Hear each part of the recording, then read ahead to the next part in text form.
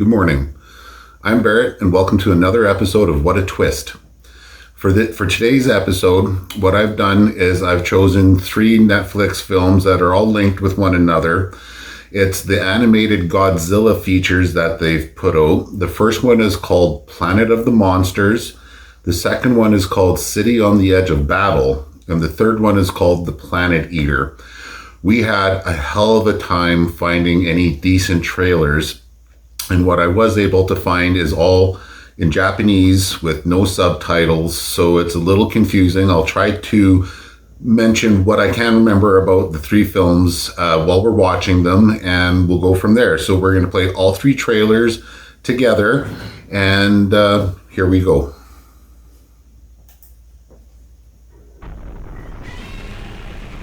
Fucking loved the animation for all 3 of these. So it's like it's an sometime in the future, and with the help of aliens, they get off Earth and get into a spaceship to escape Godzilla. But something happens when they engage the drive of their ship or something like that, and they find themselves 20,000 years in the future, and back on Earth, Godzilla and all these other gigantic fuck-off monsters have taken over. There are humans that are still alive, but they lead a very primitive existence, very kind of ancestral, you know.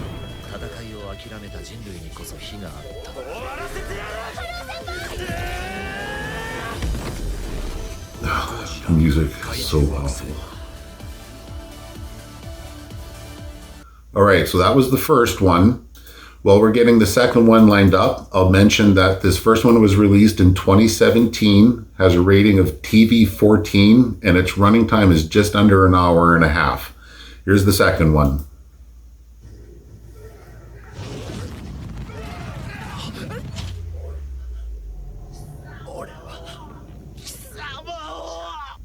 Yeah, and then you just heard him say Mechagodzilla. That's right. They find this facility where they had built a Mechagodzilla, and they turn it on to fight Godzilla.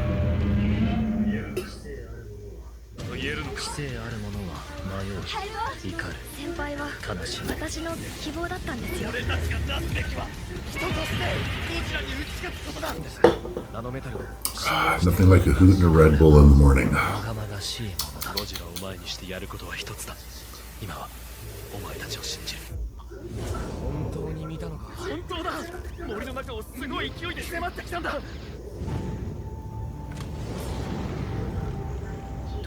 There's some of those tribal people, and there was a couple of those aliens.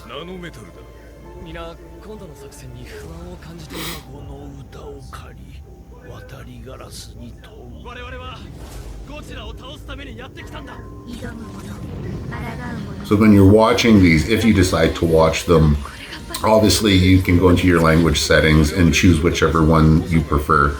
You can get it dubbed in English, or you can get them in the original Japanese with subtitles. It cut off pretty abruptly there. Sorry, that wasn't our fault. That was just the way that trailer had been edited. We'll get ready for the third one in a second here. I should say that the sequel that we just watched came out in 2018. Like the first one, it has a rating of TV 14, and its running time is an hour and 41 minutes. Now here's the third one, called Planet Eater.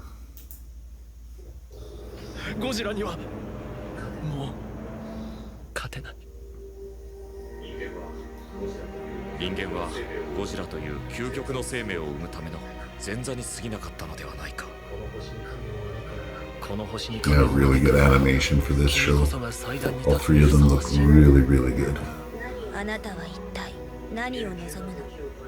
悠久の時を超えて受け継ぐ我が使命が今まさに果たされんとしている。神だ。神ならゴジラを倒せる。 Don't understand a bloody thing except for the occasional Godzilla or Mechagodzilla reference, or Ghidorah, if I'm not mistaken. Yeah. Man, their music sucks. Sorry, I have to say it.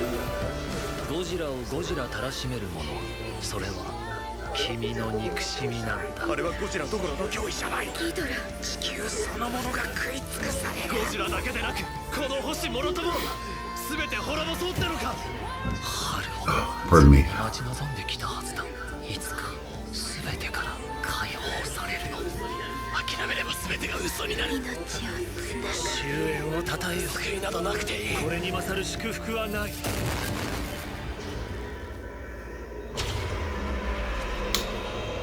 Okay, and there you go. And that was the trailer for the third one. The way they were set up like that, it is terribly confusing, but I've done my best to try to run you guys through the basic storyline for all three of them like that. The third one was released in 2018 as well, and like the other two, also has a rating of TV-14. Its running time is just over an hour and a half. I thought they looked great. The story was a little confusing at first, but once you start to pick everything up and you go along with it, it had a great story.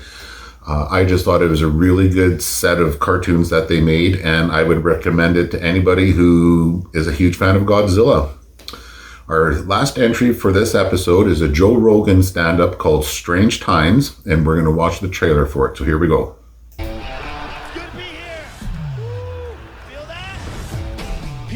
Sensitive now. This is a new time for jokes too, because like everything I say on this Netflix special is gonna get me in trouble. Just shut the fuck up while I lick my dick. Don't get mad at me. You knew why you came here. And that's the truth about it. Time to think up. We all have friends that are vegans that also have cats. And you're like, so why are you a vegan again? Well, I just do think it's our right to decide that an animal should live or die.